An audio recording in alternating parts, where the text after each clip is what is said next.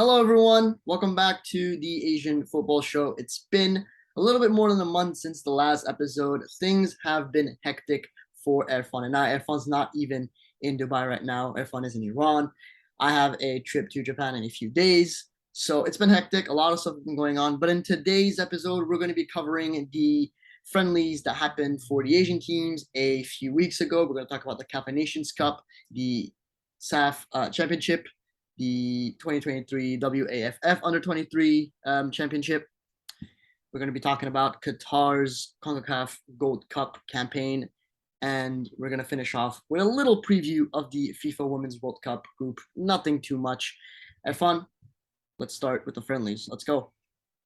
Yeah, so we're going to cover the June international window for the Asian teams. So I'll start with some of the results, then we're going to talk about the performances. Myanmar beat Macau 2-0. Chinese Taipei beat Philippines 3-2. Thailand beat Hong Kong 1-0. Jordan beat Jamaica 2-1. An actual good win for Jordan. Jamaica are a respected side from CONCACAF. Japan beat Peru 4-1, a very good win for them. South Korea shockingly drew 1-1 with El Salvador. Jurgen Klinsmann still hasn't gotten a win with South Korea. China beat Palestine 2-0. Vietnam beat Syria 1-0. Malaysia beat Papua New Guinea 10-0. Argentina beat both Indonesia and Australia 2-0. So first of all, I'll start with the Argentina versus Indonesia game. And honestly, I expected a much heavier scoreline. Indonesia are not really known to be one of the better Asian sides. They have made the World Cup in the past. I believe they were known as West Indies, and it was a really long time ago. So I expected a better game from the world champions, but you also have to give respect to Indonesia. You know, playing like that against the world champions isn't something any team could do. What do you think, Arya? Yeah, I 100% agree. I thought it would have been a complete bashing. But, I mean, going through all the results is going to take a very, very long time. So I think we should talk about the notable ones. Indonesia versus Argentina is one of them. Another one that I think is very interesting is the South Korea friendlies, the two friendlies that they had. They haven't been great. It's been a very weird sort of time period for the Koreans. And I've said it from the beginning. I don't think Jurgen Klinsmann is a good coach. And what happened in those two friendlies just further proves my point. And yeah, man, I mean, listen, El Salvador is with all due respect, not a great footballing side, right? And South Korea, which are favorites, one of the favorites for the Asian Cup. If you can't win against El Salvador, again, with all due respect, then you're in trouble.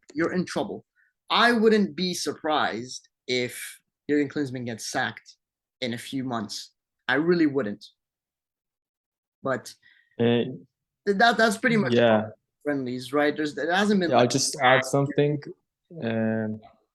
They also lost to Peru 1-0. The same Peru side that lost to Japan 4-1. So it just shows how behind they are. Yeah.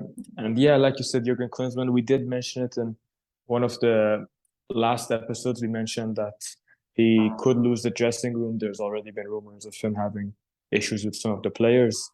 And they have a friendly against Wales in September. So maybe that's the make or break it game for Jurgen Klinsmann. Yeah. But yeah, it is looking likely that he could get sacked just a few months before the Asian Cup in Qatar. All right, let's move on to the 2023 CAFA Nations Cup, aka the tournament in which Iran won a trophy. So hold that, everyone who were laughing at Iran, who finally won a trophy after God knows how long. No, but in all seriousness, listen, we watched it because we're Iranian, right? It's the only reason why we watched it. Just to support the team. Realistically, we knew we were going to win from the beginning. It really wasn't much of a challenge. So Mehdi Taremi was the top scorer with 6 goals. He was the best player as well, the MVP. Best goalkeeper went to Oman's Ibrahim Al Mohaini, which again I kind of find a little bit weird because I feel like the Iranian goalkeepers kind of deserved it more. But anyways, um, and Uh, came to the Fair Play Award. Actually, Yeah, uh, well, to be honest, I think we just kept one clean sheet throughout the tournament, right? It was in the final. And the Oman even in that game, got 3 goals scored against them against Uzbekistan. yeah, but then that's true. But then again, Iran should not be conceding to teams like Afghanistan and Kyrgyzstan. So I could see why the Yeah, Omani I goalkeeper won. see it, but nevertheless, bro, it's not really like an important award, anyways. And then a Fair Play Award went to Uzbekistan, which is fair enough. 33 goals were scored in that tournament. Again, Iran winning their first title, Uzbekistan were the runner-ups, and Oman were third. I don't really need to say much for this tournament. It was, from an Iranian perspective, very useless. For the others, probably a good thing, but it's still very ridiculous the fact that Iran sent in their main team. It it just begs the question of why. It's just we don't need to do that. Bring in some of the players that are younger, that need more experience, and even the younger players that were called up for the cup. I'll give Amir Hossein Zadeh as an example. They didn't even play a single minute. So that's the only complaint I have for this. And I'm sure you probably have the similar approach to this. Yeah, yeah. So yeah, I think Iran should have maybe sent a domestic team. And but I would like to give props to CAFA. The tournament was held professionally Yeah, and professional. good graphics, good scoreboards. Yeah, it was professional. But something that upset me was I think it was the first game of the tournament, Afghanistan versus Kyrgyzstan. You Yeah, probably saw what happened in that game. yeah, And the Afghans conceded a 97th minute goal to Kyrgyzstan, courtesy of Batvikanov. yeah, And it should have been disallowed. The ball hit his arm before he shot the ball. And in protest to this goal, the Afghan players walked off the pitch, hence the 3-0 win being awarded to Kyrgyzstan. yeah. And uh, the Afghan coach, Abdullah Al-Mutairi, I think he's from Kuwait. He should. This is a professional tournament. It's not. It's not the Afghan league or the Nepalese league. I think he coached in Nepal before. So you can't just do that and walk off the pitch. It's very disrespectful to not only the other team, but But the also whole tournament and the whole tournament. to the whole tournament. Exactly. It's not a really good showing. It shows that maybe this tournament, the level isn't too high. So it disappointed me. I think they should have done better. But then, yeah, everything else was really expected in the tournament. Uzbekistan topped the other group, conceding only one goal throughout the tournament. And then Iran also topped the other group, scoring 11 goals in 2 games, which is insane, but kind of expected. And then they won the final thanks to an Azmoun goal in the 48th minute. Yeah, I don't have much to add. Really, that's really the story of that CAFA Nations Cup. Is there going to be another edition of it in the future? We're just gonna have to wait and see. Moving on to the SAFF Championship, the the championship that happened. I believe it was in India, and India actually Yeah. winning that tournament in a very, very nice fashion. It was a very interesting game. If you were a neutral watching that game, that was a very intense game against Kuwait. It went all the way into penalties with India winning it. And the attendance, I think the whole attendance for the tournament was around close to 100,000, which is more than the CAFA Nations Cup one, which is uh, very, very cool to see in some way because you've got bigger nations, quote unquote, playing football in the CAFA Nations Cup compared here to the SAFF one. The top scorer of the tournament was Sunil Chetri with 5 goals. He was also the MVP. The best goalkeeper went to Anisur Ramanziko, the Bengali, sorry, goalkeeper, and then the Fair Play Award went to Nepal. So I didn't follow the championship all that much. I did not have much time, but I did watch the final. Um, and it was one hell of a final, man.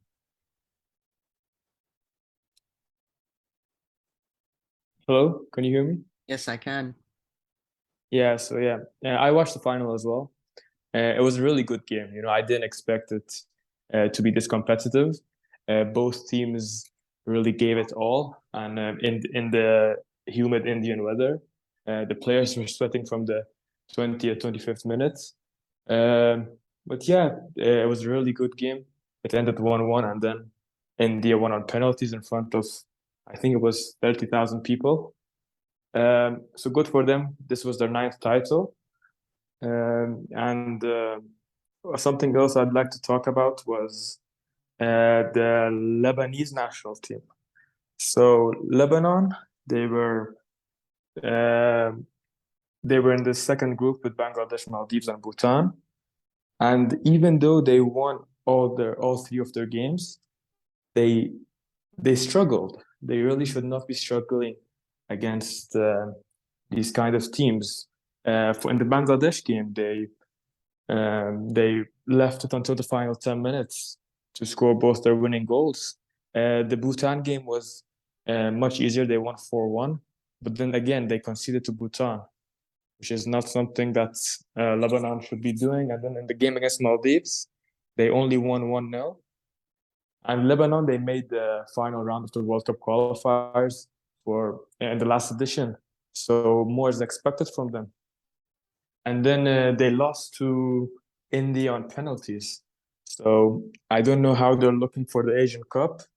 Maybe Alexander Ilic isn't the best option to lead them. It has been rumored that he might leave the team before the Asian Cup, but we'll see. Yeah, you said everything that needed to be said. Let's move on to the 2023 West Asian under 23. I keep saying under 23 like 15 times, bro. It's in the name, okay? 2023 under 23. There's so many 23s in here. Championship, which was hosted in Iraq from the 12th of June to the 20th. We are now the 8th of July, and we're covering this. There were 9 teams. And there were 12 matches played with 27 goals scored in total. The top scorer was Hussein Abdullah from Iraq, and the best player was Muntader Mohammed as well. I mean, everything, all the awards went to Iraqi players, and the best goalkeeper went to Al Rakabe as well. The final was between Iraq and Iran, and a very disappointing loss for this Iranian national team. They won it on penalties, beating us 5-4. It was 1-1 after extra time. It just seems that the players just didn't fight. That's how I felt watching that final. I hated it. But Iraq, props, you got to give them that props, man. They were there from the beginning until the end. Iran were the clear favorites to win, and they delivered. So you got to put your hands up and give them that respect. And Iran, they need to do better because it seems that they just gave up after that, after extra time. What do you think? Yeah, Iraq, they've been winning a lot of trophies recently. This is another one of them. They also won the Gulf Cup recently. So yeah, Iraqi football is looking like it's improving. I think they deserve the win. They were the better team in the final. I watched the game, and yeah, like you said, Iranian players, even though they scored the first goal from a set piece, they just didn't fight enough. They didn't look like um, they really cared enough. What could I Yeah, say? Even though it's an Iran versus Iraq game, it's very important. And then yeah, Abdullah equalized for Iraq in the stoppage time of the first half, and they ultimately won it on penalties. It was a deserved win. Congrats to Iraq. And also, even though it was the under 23s game, the attendance was very, very good. It was a filled out stadium in Baghdad, and the tournament was organized very well. So I'm happy to see that. yeah, that's pretty much it for this championship. Let's now move on to the CONCACAF Gold Cup, in which Qatar is in. Very eventful. So the first game went 2-1 towards Haiti, which is a game that you would expect Qatar to win. And then they played against Honduras, which is an okay side. They've regressed quite a lot actually in a few years, in the last few years. 1-1, the game ended with both teams getting a red card. And then out of absolutely nowhere, Carlos Queiroz works with that freaking magic that this guy has. He's done it with Iran before, and now he's done it with Qatar. Winning 1-0 against Mexico. Yes, Mexico, which is a very, very decent team. Probably some would say the best in CONCACAF alongside the US and Canada, the favorites to win the thing. It was a goal by Hazem Shahata in the 27th minute, and that was enough for them to win the game. And Yeah. it's funny. Flying header, a very good goal. That was their only shot in the game. Mexico had 25 shots. 25. So yeah. It's you got to respect it, bro. You've got to respect it. They somehow managed to sneak themselves into the quarterfinal, and they're playing actually at the time of recording in 1 hour against Panama. So whatever result that comes out of that game is going to be covered in the next episode for sure. Yeah, that's all I have to say. I don't know if you have anything to add about that. Let me know. Yeah. I just want to say that game against Mexico was very, very Carlos Queiroz.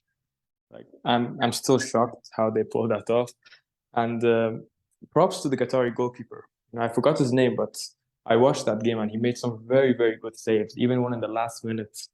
So yeah, good job by Qatar. They should have played better in the first two games, but they did what they needed to, and I hope they do well against Panama. Now, I'll just quickly mention the playoff games for the AFC Champions League, which have been recently announced. So for the West region, in the first round, Sharab Al Ahli will host Al Wahdat from Jordan. Sharjah will play Bashundara Kings from Bangladesh. AGMK will play the AFC Cup champions Al Seed from Oman. And then in the second round, or the playoff round, Al Nassr with Ronaldo will play the winner of the first game, the Sharab Al Ahli game. Tractor will host the winner of the Sharjah game, and Al Arabi from Qatar will host the winner of the AGMK game, and then Al Wakra will play Navbahor from Uzbekistan. And then in the East region, BC Rangers from Hong Kong will play Haiphong from Vietnam. Liman will play Bali United. This is for the first round. And then in the playoffs, Korea's Incheon United will play the BC Rangers winner. And then the defending champions, who originally failed to qualify, but because of their AFC Champions League win last season, they will compete in the playoffs. They're going to play against Liman or Bali United. Zhejiang from China will play Port FC, and Shanghai will take on BG Pathum United of Thailand. Yeah, let's hope those games are going to be exciting. Let's now move on to a small little preview to the FIFA Women's World Cup that is happening in 2 weeks' time at the time of recording in Australia and New Zealand. We're going to be just talking about the AFC teams. So in Group A, we've got New Zealand, Norway, Switzerland, and Philippines. Philippines making it already enough to the Women's World Cup is huge. It's massive for them. Football in Philippines, as you may know, isn't that popular, but to see that happening, especially on the women's side, I think is a source of inspiration. It's amazing to see that. Personally, I don't think they're going to do well, as Switzerland, Norway, and New Zealand, all three of them have just way better sides than the Philippines, but you never know. You never know. But that's for Group A. For Group B, we've got Canada, Nigeria, Australia, and Ireland. Australia, which is one of the favorites to win the whole thing. We've got Canada as well, a very decent side. I think it's going to be between Canada and Australia for the first and second places. Australia obviously have Samantha Kerr, which is a very, very big fan of. And Nigeria and Ireland is going to be sitting third and fourth from what I presume. But again, these are all just predictions. We're just gonna have to wait and see. And the tournament being held in Australia, I think should give that extra advantage to Australia, right? For them to top the group. So yeah, we're gonna have to wait and see. In Group C, we've got Japan, Costa Rica, Spain, and Zambia. Spain again are probably everyone's favorites to top the group. They've got some fantastic players. And then Japan, I think the Nadeshiko, have what it takes to be second. They've got some very decent players. They've got Kumagai, which just recently won the league title with Bayern. And we've got players like Yui Hasegawa, plays for City. Just great players. Wizard. She is your wizard on the ball. And I think we're in for a treat. And you never know, maybe Japan can repeat what Spain and Japan's men team um, in the 2022 FIFA World Cup. So I had a brain fart there, bro. And yeah, we'll have to wait and see. What do you think about these three groups so far? I'll be honest. I told you before we started recording, I barely know anything about women's football. And the reason you said Sam Kerr is my favorite player is because she's one of the only players I actually know plays and who play. I'm sorry, the only women's football that I actually know. And but yeah, from what I know and from the results I've seen before, Australia should top the group. Even though Canada are a very good side, Australia are hosting, so they should have that advantage. And yeah, Japan very, very successsul. I think they even won the World Cup. Yeah, they won the World Cup once They're back the in Asian side. 2011. They're Yeah, they're the only Asian side to win a senior World Cup in both the men and women's, and I mean in either the men and women's section. Yeah, that's all I have to say.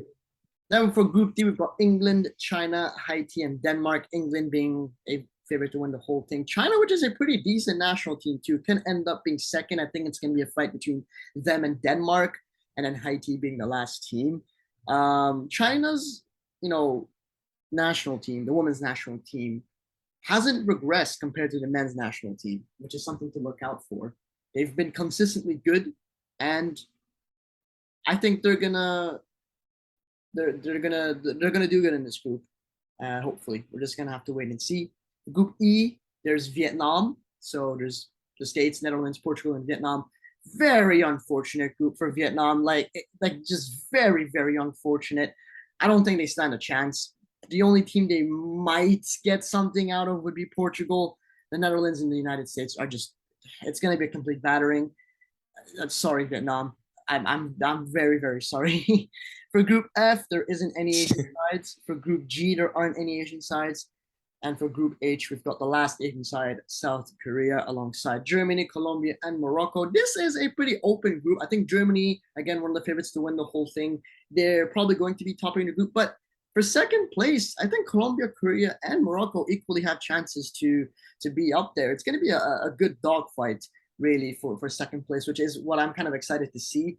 Can the Korean national team be able to, uh, become second? Is not an easy task. They've got to beat Colombia, they've got to beat Morocco, and let's give the best of wishes, the best of luck to all these national sides. Do Asia proud. I'm looking at you, Japan, because I think you and Australia too. Those two, I think, are the. I mean, if you give me a choice between all of these teams, if you ask me who would win the World Cup out of any Asian side, it would be Japan and Australia. I think are the ones that have the most chances. So yeah, that's a pretty much a small little preview of the Women's World Cup. Obviously, we're going to be updating you with everything that happens. Yeah, just one thing I'd like to mention before we end this episode is the U17 Asian Cup was actually held also in Thailand. Yeah. And so Japan won the whole thing against Korea. It was their fourth title. They defended the title successfully. Gaku Nawata won both the top scorer award and the best player award. Japan's Wataru Goto won the best goalkeeper, and Japan also won the fair player award. So a domination by Japan. The four teams that made the World Cup were Japan, Korea, Uzbekistan, and Iran, alongside Indonesia, who are the hosts. They were given hosting rights after they were stripped of the U20 World Cup hosting rights. And Indonesia and Japan will be in part one, South Korea will be in part two, and Iran will be in part three for the draw, which will take Uzbekistan as well. They'll be in part three for the draw, which will take place later in the summer. Yeah, I'd like to add to that. It was a very nice tournament. I enjoyed it. I followed it a lot. It was kind of nice to see Japan were very dominant, and they deserved it. They deserved it. They were simply the better team, and kind of by wow, they beat South Korea 3-0, they beat Iran 3-0. I mean, those are pretty much the two best ones. Australia wasn't that great in the tournament, but it was nice to see players like Nesteri Irankunda, which is also a Bayern target, racking up minutes and scoring goals as well. But that's pretty much it for the whole, Asian football scene in the last few weeks, last few months. There's so much more to talk about, like transfers. A lot has happened. We will be talking about those in the near future, probably towards the end of the transfer window, where we're just going to make a full-on episode of just all the notable Asian players. I think that'd be a nice idea, fun, wouldn't it? Yeah, and of course. We've got so much stuff to talk about in the next episode as well.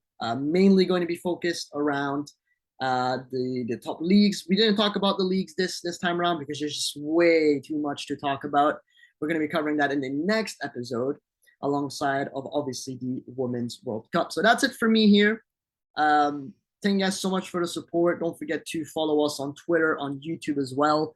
We are, again, very sorry for not being active on this. We've had a hectic few weeks here. So that's it for me. Irfan, is there anything you would like to add, my friend? No, you said everything. Thank you guys again for listening, and see you guys next time. Goodbye. Bye-bye.